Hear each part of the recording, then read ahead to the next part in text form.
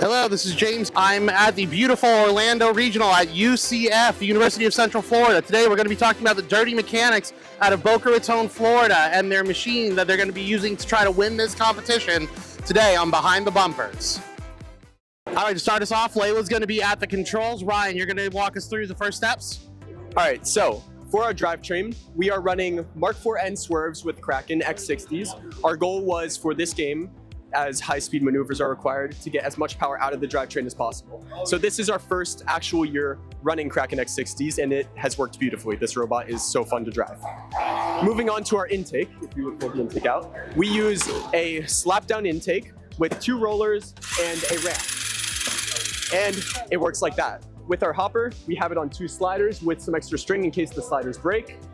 And it all actuates as one mechanism. The slider itself is not powered. We can intake about 10 balls a second, and we are powered with a Neo Vortex on a 4-to-1 reduction. Moving on to Julian, he's going to explain our agitator.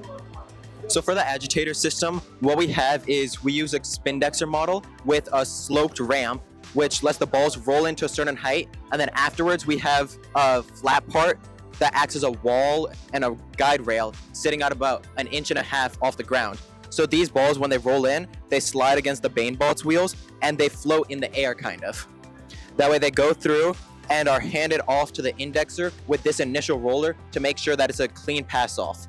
We also have wheels sitting on top here so that when the agitator is full, it's also being agitated from the top in case stuff gets piled up here. And whenever we have balls sitting in the intake, if you could flush it, we drop it down like that so the balls start all rushing through into the agitator and get passed off to the indexer. Right here we have pool noodles, which they act as a buffer zone for right here because it's a dead zone, and also acts as a protector for when the intake folds in. It just glides gently on top of this. Before we get to our next segment, we'd like to thank the following. As you're getting ready for the competition season, think AnyMark as your one-stop shop for all your team needs. AnyMark's Launcher in a Box is a configurable solution that so many teams are finding success with for the rebuild season. Also available at anymark.com, the AMPD AnyMark Power Distribution Board that provides 24 40-amp independently fused output channels for safe, reliable power distribution. That's anymark.com. Kettering University's cutting-edge programs and their experiential co-op model seamlessly blend the professional and academic worlds, offering hands-on, feature-focused learning that empowers students to pursue new ideas and inspires other institutions to follow their lead. Don't just be ahead of the curve, create the curve. Get more information at kettering.edu/first. Now handing off to Brady, he will talk about the shooter mechanism.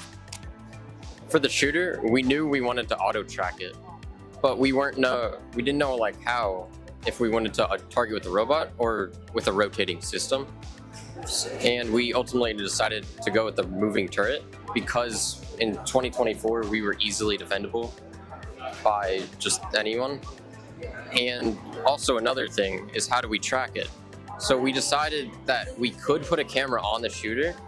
Right here we have holes, but this was kind of difficult to do, and we decided to do cameras on the side, lime lights, one over here.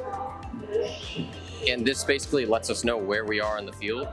And then the shooter automatically targets towards the hub whenever we want to shoot. And also, if we're in the neutral zone, it'll shoot towards our alliance zones instead of towards the hub. And for how we change angles or shoot like further, we can basically use this servo to turn this gear here. That'll go up. Can you enable the flap?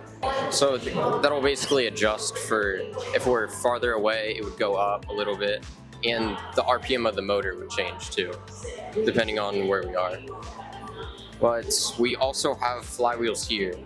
So this is just to keep the momentum of the wheels so that when a ball goes through it, we don't just lose all our velocity. And mostly, we wanted to keep everything easily manufacturable. So we have like a 3D printed gear down here that's in 2 different parts because we can't print it on one printer. And we also have a chain for wires here, but we made our own custom ones because most of them were single, but this can bend both ways. And we also have the guards for the belt here. All right.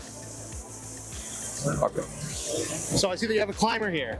What kind of climbing did you go with? So we knew that we didn't want to go for L2 or L3 just because of how big it was and complex. So just for something simple, we went with the climber in a box to go for an L1 climb.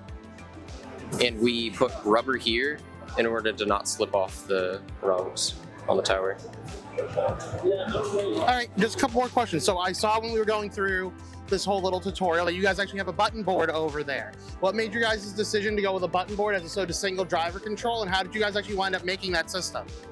So we decided to go with the button board because in past seasons we noticed that sometimes with the driver controller it can get a little confusing, especially if you have so many buttons. So for us, we split it into 2 button controllers to make it easier to read, and also because we had more buttons than we could fit on one controller. And the way that we have it set up is we have one that is our commands and the buttons that we normally use, and then the second controller is for overrides. So if something goes wrong, the driver and operator have a way to override during the match. Right, and also you guys use Krakens in some places, Neos in others. I'm sure that motor availability was a factor, but how did you decide which motors to use where?